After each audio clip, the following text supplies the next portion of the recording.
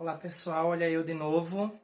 Como eu disse, o vídeo anterior foi para a gente só concluir algumas coisas da aula passada que possa ter ficado como dúvida. A aula dessa semana de biologia, para vocês do segundo ano, é sobre os protistas. Lembra dos moneras? Monera não é um termo que a gente usa mais, caiu em desuso taxonômico, tá? Protista é a mesma coisa, tá? Lembrem de pausar o vídeo, ler esse texto que fala sobre esse protista, tá? E responder as perguntas. Pensem nisso. Antes de a gente continuar a aula. Tranquilo? Continuando, o protista. A palavra protista significa pró, primeiro.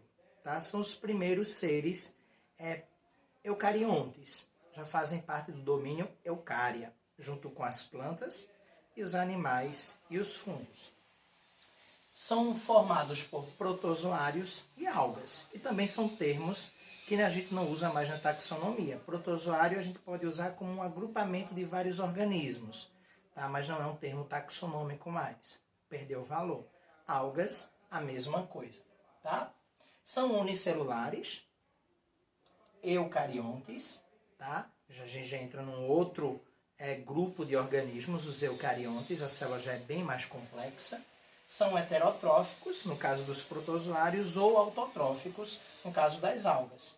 Tá? Elas são fotossintetizantes oxígenos, liberam oxigênio através da fotossíntese, ajudando bastante o nosso planeta na produção de oxigênio. Tá?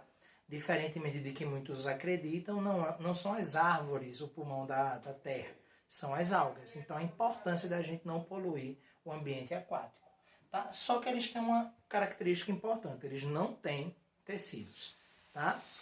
Diferente dos outros eucariontes que já são seres com tecidos. A gente tem aqui essa árvore filogenética que a gente acabou de ver na aula de procariontes, também no protista. Olha onde os protistas estão.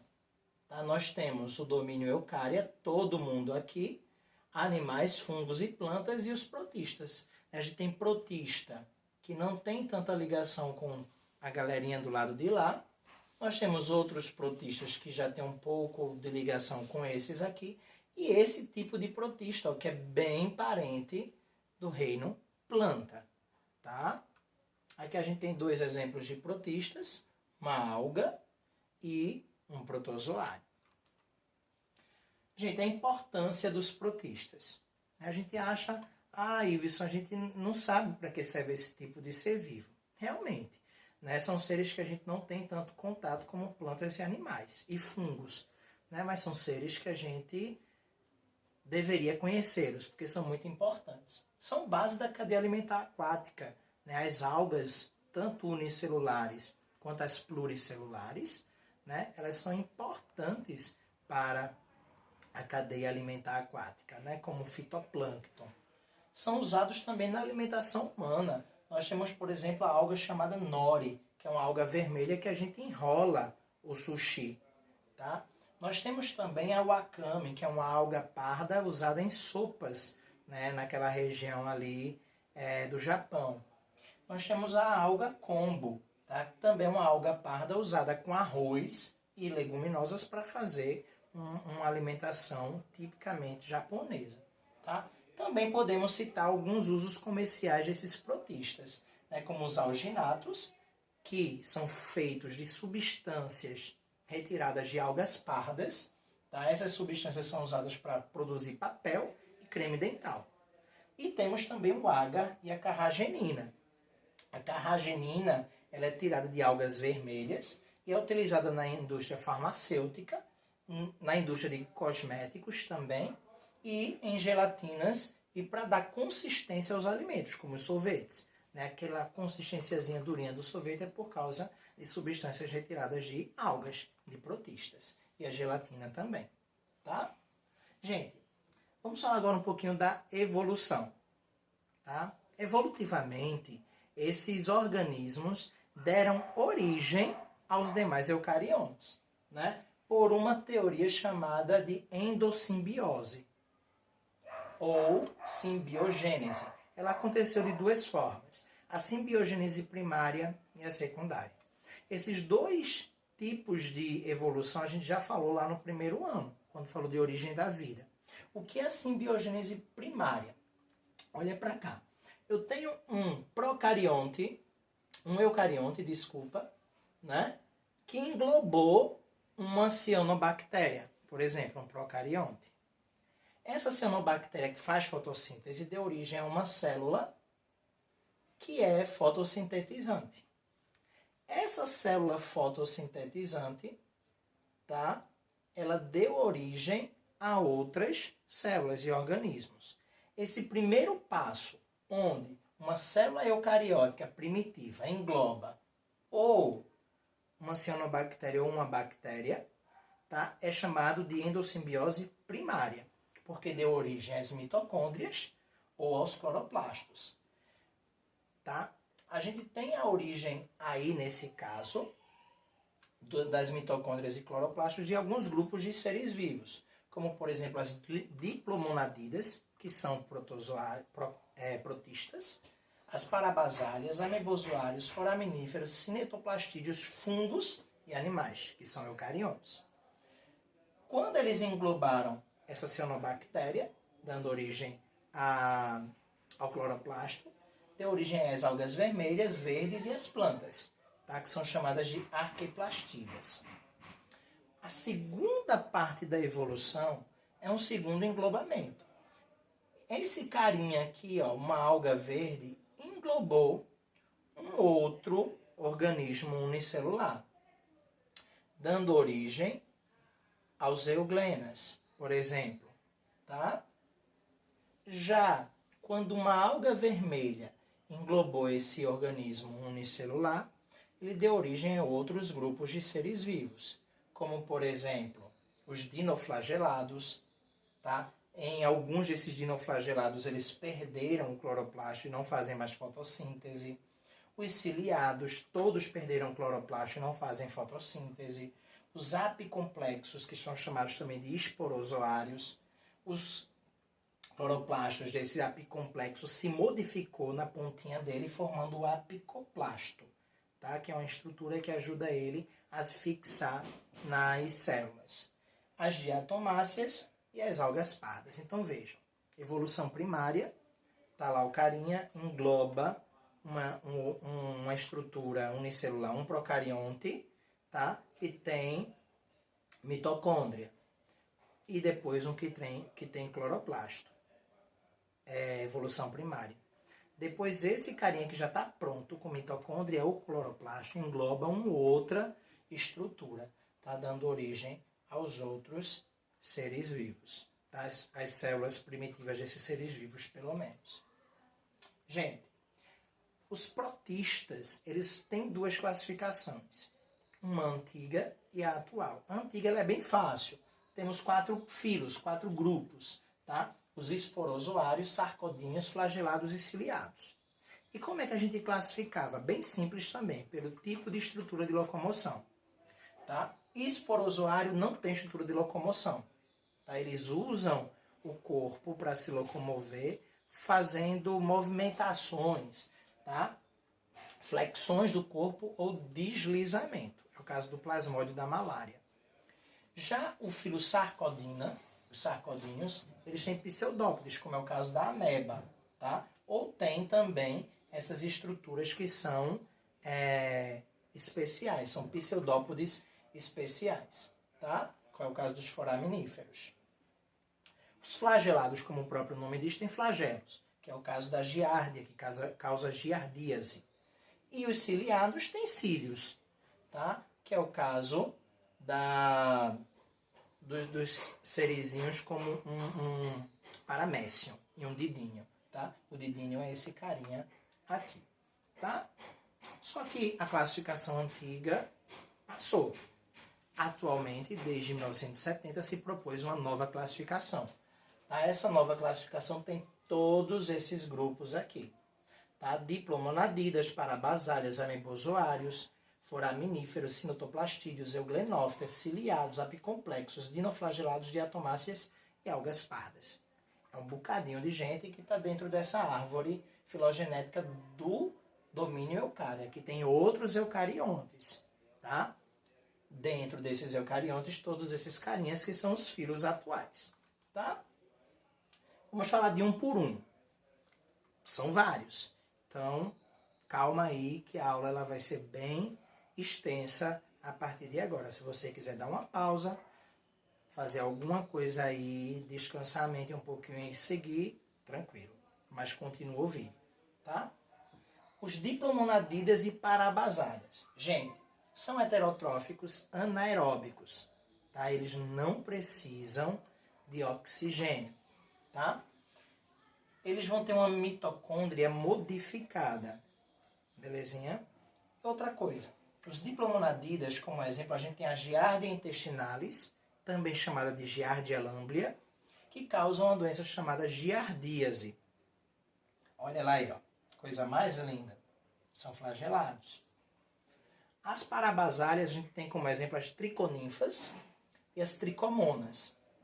Elas têm flagelos também, e no caso das triconinfas, vivem no intestino de insetos, numa relação ecológica chamada mutualismo. Tá? O inseto se beneficia e ela também. Principalmente em insetos que se alimentam de madeira, como é o caso do cupim. Tá? E temos também, tá aqui ó, triconinfas, bem bonitinha. Tá ele aqui ó. Temos a tricomonas vaginalis, que causa uma doença, uma DST chamada tricomoníase. No homem ela vai trazer ardência na uretra e na mulher vai ter um escorrimento na vagina. Tá? Olha lá que coisinha mais linda. Tá? O segundo grupo, o filo amebozoário, ou amebozoa. Tá? Dentro desse grupo a gente tem dois grupos de seres vivos, os mixomicetos e as amebas. Gente, mixomiceto, ele parece fungo, parece animal, parece planta, mas não é nenhum dos três. Ele é um protista, tá? Se a gente for colocar nessa classificação antiga, tá? Mas ele é um amebozoário. Olha ele aqui, que coisinha mais linda. Ele tem várias formas. Vive em troncos úmidos e solos úmidos. A gente não vai falar muito deles, mas tem um texto daqui a pouco que vocês vão acessar o link para falar um pouquinho mais sobre esse organismo. Falando um pouquinho das amebas, que é o outro organismo desse grupo amebozoa, elas podem ser de água doce, solos úmidos ou até mesmo da água salgada, dos mares e oceanos. Apresentam pseudópodes, que são falsos pés, tá? Projeções do corpo dela. Olha aqui imagens num microscópio mais avançado, né, eletrônico, aqui no microscópio eletrônico também, mas de outro tipo. Eles vão ter vacúolos contráteis ou vacúolos pulsáteis. Eles enchem esse vacúolo, tá, de água para organizar a pressão osmótica, tá, porque o meio é muito salino e ele não é tão salino. Então, entra água, tá, nele. Nesse caso, então, eles vão ter uma diferença nessa questão do meio externo e interno. A gente chama essa passagem de água de um meio para o outro de osmose. A gente aprendeu isso no primeiro ano e vocês aprendem isso também na química. Tá? Então, eles vão regular essa quantidade de água por esse vacúolo, jogando fora a quantidade que está em excesso. Tá? Em amebas, pode acontecer sim amebas lucícolas, marinhas e parasitas não tem esse tipo de vacúolo. A reprodução delas é por bipartição, se divide em dois. Podem ser parasitas, como é o caso da entamoeba histolítica, olha lá aqui, ó, entamoeba histolítica, que causa a disenteria amebiana, ou amebíase. E podem ser também de vida livre, como é o caso da amoeba proteus, que é essa daqui. São bem parecidas, claro, porque são parentes próximas.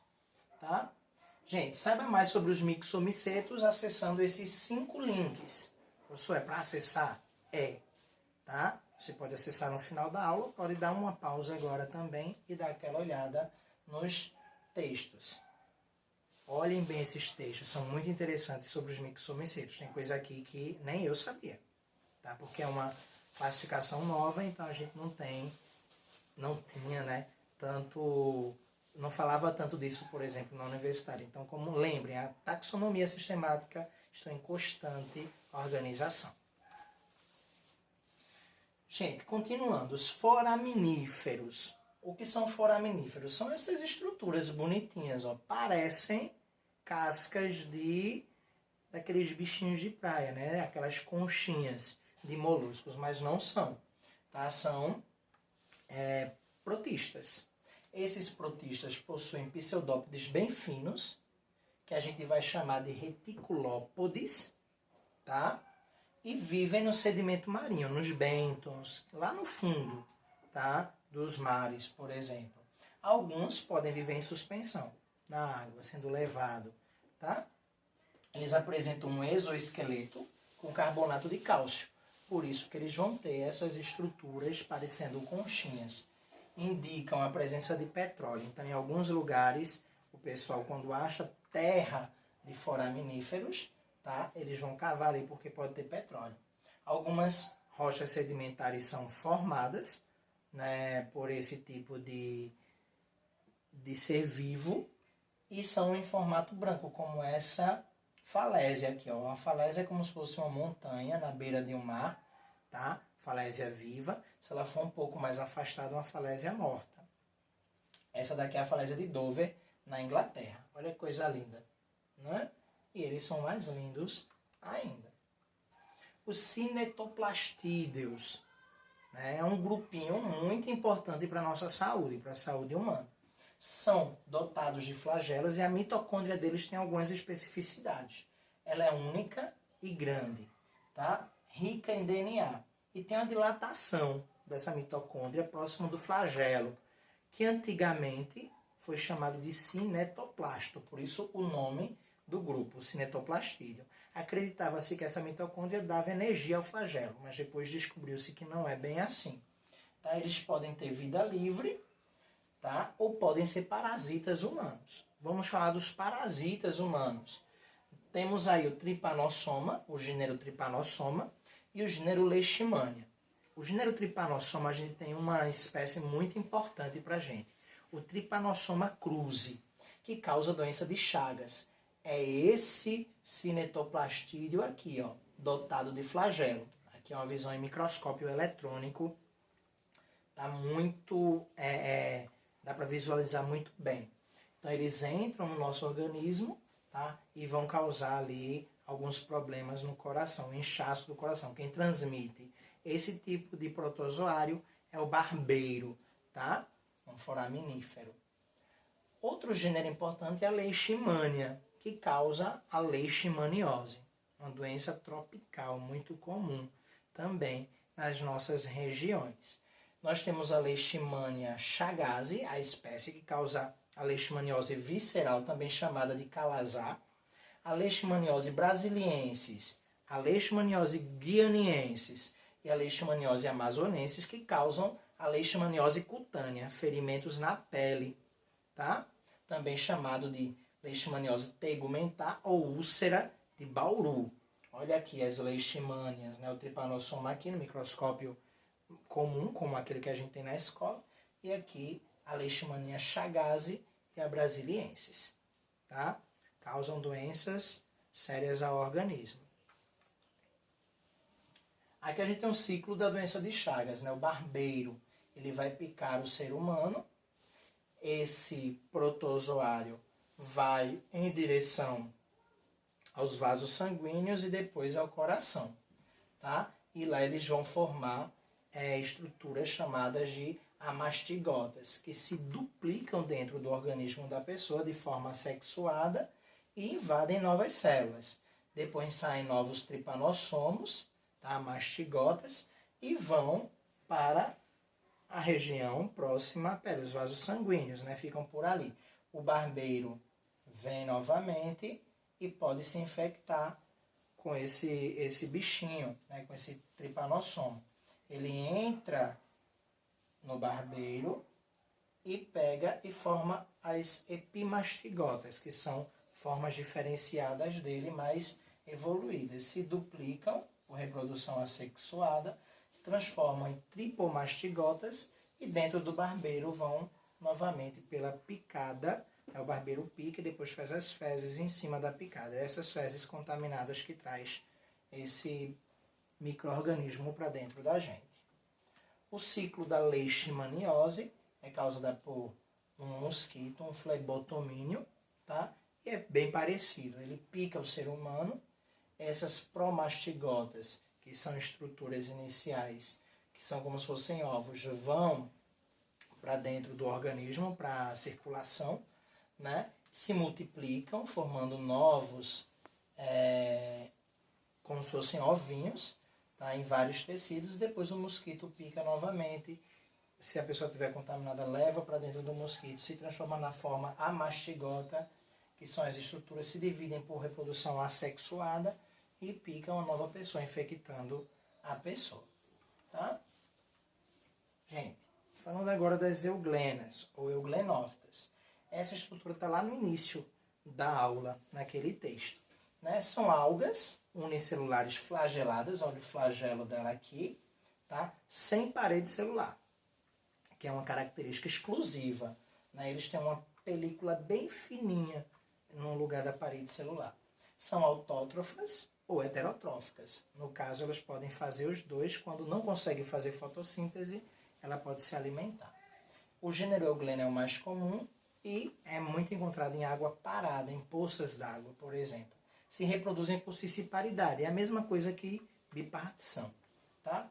A alta população dela deixa a água esverdeada. Você já deve ter visto rios e lagos com água esverdeada. Possuem estigma, tá? Tá aqui o estigmazinho dela, tá perto do ocelo. Possuem também um paramilo como reserva, que é exclusivo desse grupo. Um vacúolo contrátil, tá ele aqui, ó, também para poder se locomover e para osmorregulação. E um fotorreceptor, que é como se fosse um olhinho primitivo para ir em direção à luz e conseguir fazer a fotossíntese mais facilmente. Olha o fotorreceptor aqui, ó, o ocelozinho, tá? E aqui a gente tem outras fotos das euglenófitas. Tranquilo? Vamos seguir? Os ciliados. Ciliados, como o próprio nome diz, eles apresentam cílios, não apresentam flagelos, tá? Filtram os alimentos, conseguem filtrar através de uma boquinha que eles têm, ó, que é chamado de citóstoma, tá? Eles podem ser dossícolas, marinhos, viverem em solos úmidos. Em todo local a gente encontra eles. Eles têm uma rica biodiversidade. A maior biodiversidade dos protistas é nesse grupo aí, nos ciliados. Podem ser predadores, comer outros micro-organismos, como o caso desse didínio que come o próprio paramécio, que é do mesmo grupo, ciliata. Podem ser consumidores primários, parasitas e filtradores de partículas. O paramécio, ele é de vida livre, tá? A gente tem aqui um exemplo dele e outro aqui, ó, o paramécio sonneborn. Eles habitam lagoas e poças, ingerem alimentos pelo cilóstoma, tá ali o citóstoma ou cilóstoma, tá? Que é como se fosse uma boca. Formam-se fagossomos, depois que ele ingere o fagossomo, esse alimento, que é chamado de fagossomo, se une aos lisossomos, formando um retículo digestório. E depois ele é eliminado, tá? O que não presta mais é eliminado numa região que a gente chama de citopígeo, que é o ânus primitivo, vamos dizer assim. Tem vacúolos contráteis, tá? Ele aqui é para osmorregulação, tá? E possuem dois núcleos, um macronúcleo e um micronúcleo. O micronúcleo é usado na reprodução, tá? E o macronúcleo para coordenar as atividades do organismo. Os parasitas, o que a gente destaca é o Balantidium coli, que causa a balantidiose. O que é a balantidiose? É uma doença que causa lesões no intestino grosso, tá? Os apicomplexos. O que são apicomplexos? São esporozoários, chamados também assim. Formam esporos. Tá? É uma característica desse grupo. São parasitas. Todos parasitas. Tá? Sem estrutura locomotora e flexionam o corpo, deslizam para poder se locomover. Possuem um complexo apical que é para eles se anexarem à célula hospedeira. A reprodução deles é por esporogonia. Como é que acontece isso? O zigoto está lá dentro do organismozinho, tá? Ele se reproduz, faz o zigoto, reprodução sexuada. Esse zigoto endurece, vamos dizer assim, forma um cisto. Esse cisto sofre meioses, divisões, formando 4 esporozoítos, haploides, né, com a carga genética pela metade. Esses esporozoítos sofrem várias mitoses, crescem de tamanho, formando esporozoítos. E depois o cisto se rompe e eles são eliminados. Tá? Para a saúde humana, eles são muito sérios, causando, por exemplo, a malária e a toxoplasmose. A malária é causada por espécies do gênero Plasmodium em regiões tropicais. Em todo o trópico, em região perto do Equador, mundo inteiro, a gente tem malária. Eles são transmitidos por um mosquito, o mosquito prego, e a gente tem 3 tipos de malária, né, de espécies que causam a malária. A Plasmodium vivax, que causa febres, espasmos de febres de 48 em 48 horas, que é chamada de febre terçã benigna. A Plasmodium malari, de 72 em 72 horas, febre quartã benigna, porque é de 4 em 4 dias. E o Plasmodium falciparum, que causa febre de 36 a 48 horas, irregular. Tá? Que a gente chama aí de febre terçã maligna, porque eles vão pegar as hemácias e vão aglutinar essas hemácias. Tá? Esse protozoário entra nas hemácias e faz com que elas se aglutinem, formando ali bolinhos de hemácias dentro dos nossos vasos, levando possivelmente à morte. E o Toxoplasma gondii, que causa a toxoplasmose. Aqui a gente tem o Plasmodium falciparum, o malari, o vivax e o mosquito que transmite eles, que é do gênero Anopheles. Tá?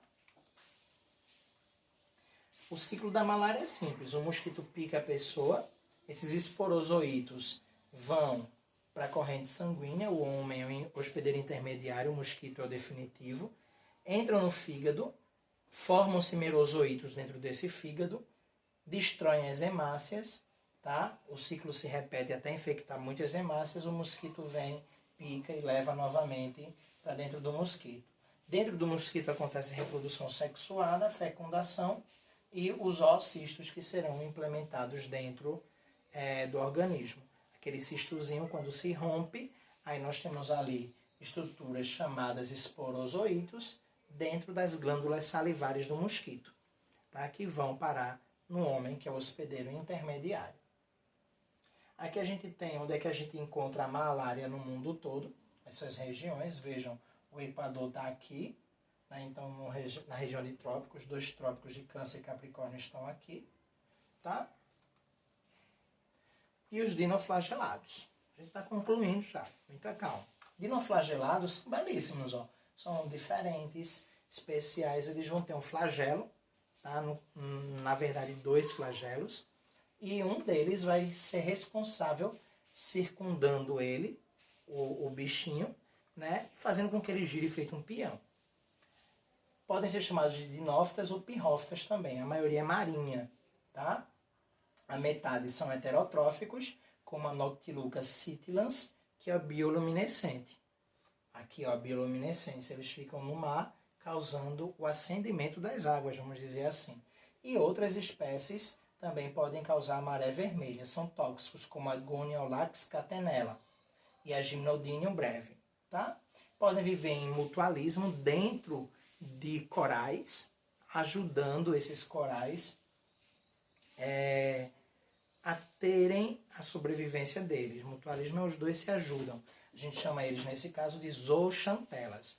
O aquecimento global faz com que esses micro-organismos saiam de dentro dos corais e eles percam, né, essa relação mutualística e comecem a morrer. Branqueamento dos corais. Tá? A reprodução é por divisão binária, se dividem em 2, mas também podem formar gametas. Gente, as diatomáceas é um outro grupo. Vejam como eles são bonitinhos, né? Bem diferentes, parecem botões.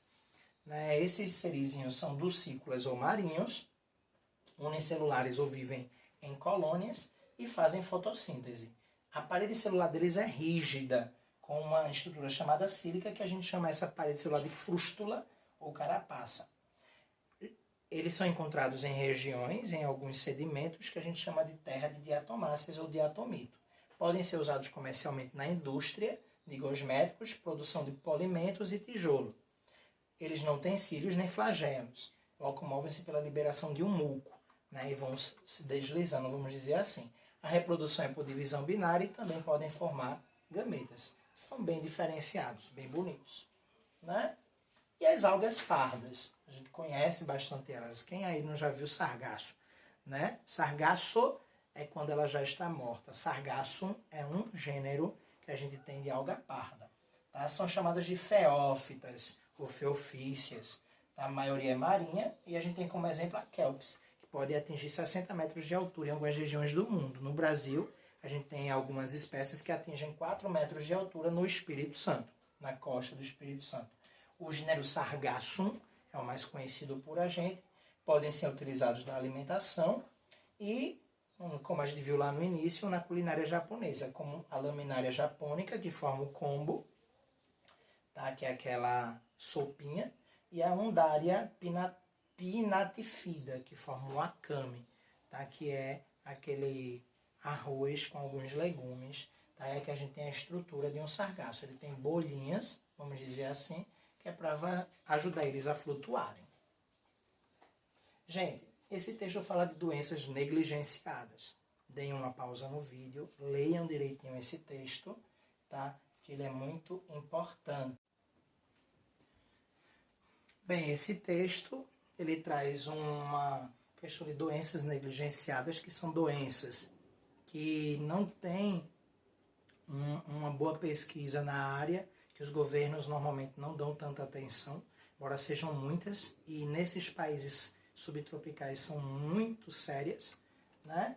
Deem uma lida nesse texto, tá? Parem para ler, deem uma pausa no vídeo e depois os nossos exercícios, né? São 5 quesitos, bem simples, tá? Sobre o conteúdo.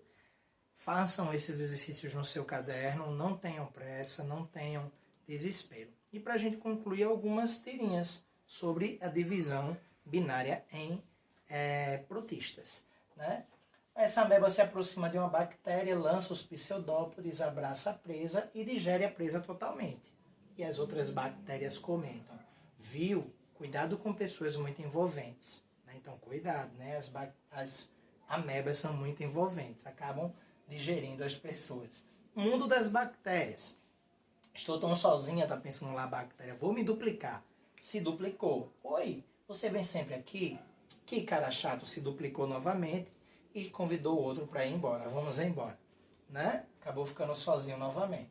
Nossa, como você está gorda. Né? Um protista, uma ameba, diz para a outra. Pluf, se dividiu. Obesidade não é um problema para as bactérias, é fácil de resolver. A ameba fica muito chique usando cinto, mas não pode apertar muito, senão ela se divide em duas. Claro que não é assim, né? Quando uma ameba espirra, atchim, aparece sempre alguém para dizer saúde, tá? E para concluir, a bactéria Jurandi vai se dividir em duas. Dividiu. Quem vai ser a Jurandi Júnior? Todos adoram espelhos que deformam. Tá lá a galerinha se olhando nos espelhos, menos as amebas. Né? Não vejo graça nenhuma. Pessoal, é isso. Até a próxima aula. Se cuidem. Tchau.